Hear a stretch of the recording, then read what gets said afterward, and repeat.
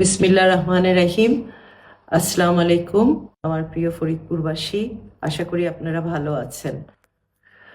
আমার প্রাণের ফরিদপুরের মানুষ সবসময় শান্তিপ্রিয়, কিন্তু কিছুদিন ধরে একটি ব্যাপার আমি লক্ষ্য করছি যে এই শান্তিপ্রিয় ফরিদপুরকে অশান্ত করার জন্য একটি মহল উঠে পড়ে লেগেছে।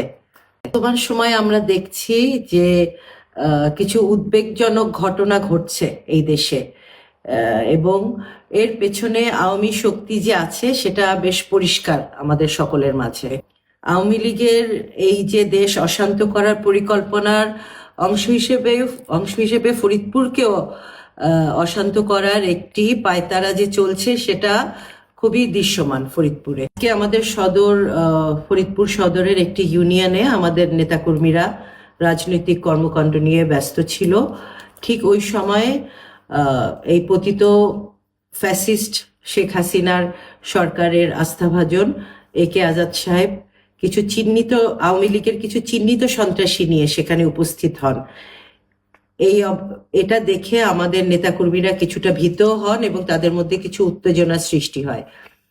এই ঘটনার কিছু ভিডিও সোশ্যাল মিডিয়াতেও আপনারা দেখেছেন, আমিও দেখেছি, এবং তাতে কোনো হতাহত বা হামলার কোনো ছবি আমি দেখিনি, পাইনি।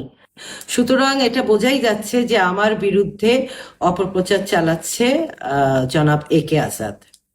আপনারা সকলে জানেন যে তার একটা মিডিয়া চ্যানেল আছে, এবং এই মিডিয়া চ্যানেলকে ব্যবহার করে সে আমার নামে মিথ্যা প্রচার করছে, এবং এই ধরনের নিজেদের মিডিয়া চ্যানেল দিয়ে নিজেদের পক্ষে এবং আরেকজনের প্রতিপক্ষের বিপক্ষে যে অপপ্রচার, এটা হলো ফ্যাসিস্ট সরকারের একটি চর্চা।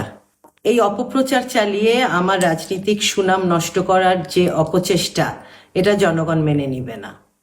আমি জাতীয়তাবাদের রাজনীতি করি, আমি জনগণের জন্য রাজনীতি করি, এবং আমি জনগণের ভালোবাসা এবং সমর্থন নিয়ে রাজনীতি করি।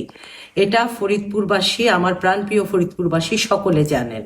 আমি শান্তির রাজনীতি করি, কিন্তু আমার বিরুদ্ধে এই যে এমন মিথ্যাচার, আমি এর তীব্র নিন্দা জানাই।